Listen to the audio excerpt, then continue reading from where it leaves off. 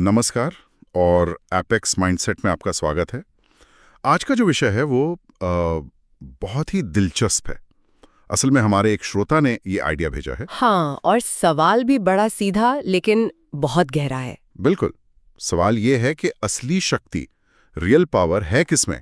आक्रामकता में, जोर जबरदस्ती में, या फिर घोर उथल पुथल के बीच भी एकदम शांत बने रहने में?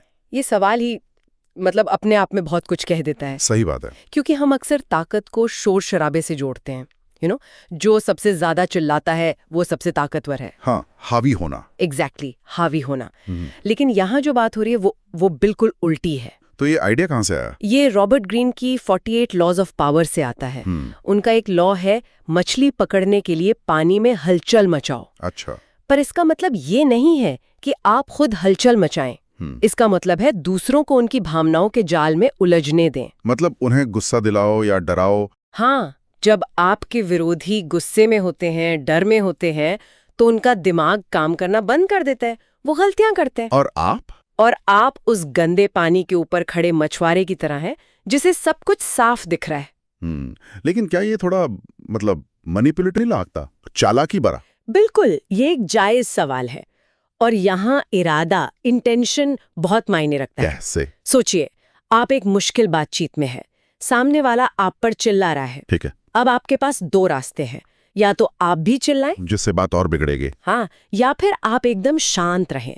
आपकी शांति सामने वाले को और असहज कर देगी। वो और ज्यादा फ्रस्ट्रेट हो जाएगा। एग्जैक्टली, वो अपनी भावनाओं के बोझ तले दबने लगेगा। यहाँ आपकी शांति एक ढाल है, तलवार नहीं। ये दिलचस्प है।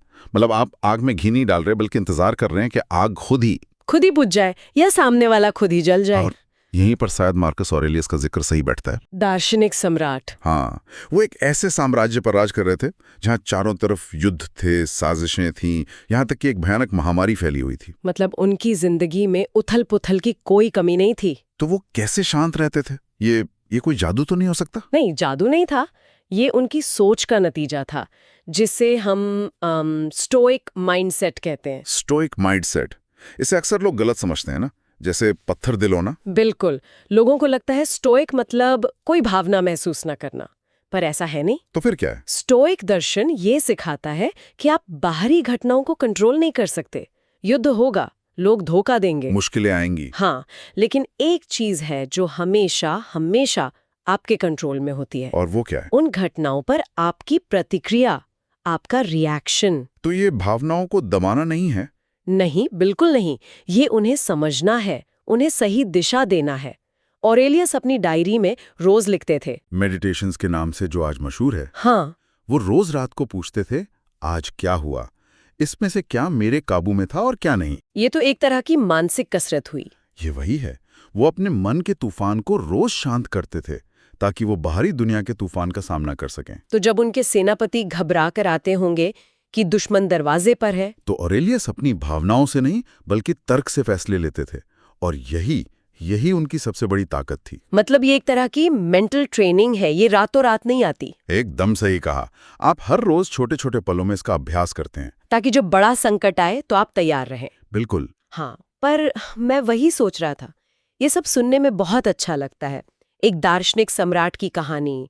पर आज की दुनिया में, खासकर पैसों की दुनिया में, जहाँ हर सेकंड में इतना कुछ बदल जाता है। आप वॉरेन बफेट की बात कर रहे हैं? हाँ, वहाँ ये शांत रहने वाली फिलॉसफी कैसे काम करती है? वॉरेन बफेट स्टोइक दर्शन का एक चलता फिरता उदाहरण है। अच्छा। सोचिए, जब शेयर बाजार गिरता है तो क्या होता है? हर तरफ घबराहट, पैनिक। लोग डर के बारे बेचने लगते हैं। हाँ, अच्छे अच्छे शेयर कौड़ियों के दाम पर बेच देते हैं।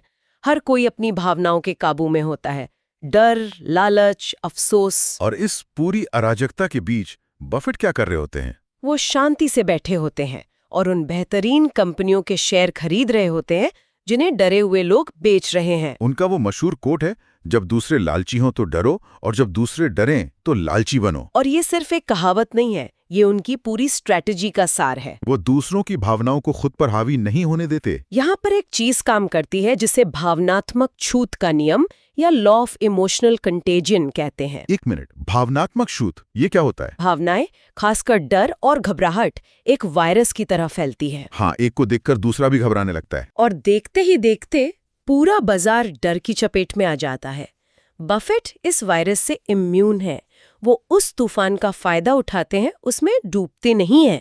तो उनकी शांति उन्हें अवसर देखने की शक्ति देती है जो बाकी लोग डर के कारण नहीं देख पाते। मतलब जैसे मार्कस ऑरेलियस युद्ध के मैदान की अराजकता में शांत थे, वैसे ही बफेट वित्तीय बाजार की अराजकता में शांत हैं। सिद्धांत वही है, बस मैदान बदल गया है। दोनों ही दूसरों की भावनात्मक लहरों पर सवारी कर रहे हैं। बिल्कुल सही पकड़ा।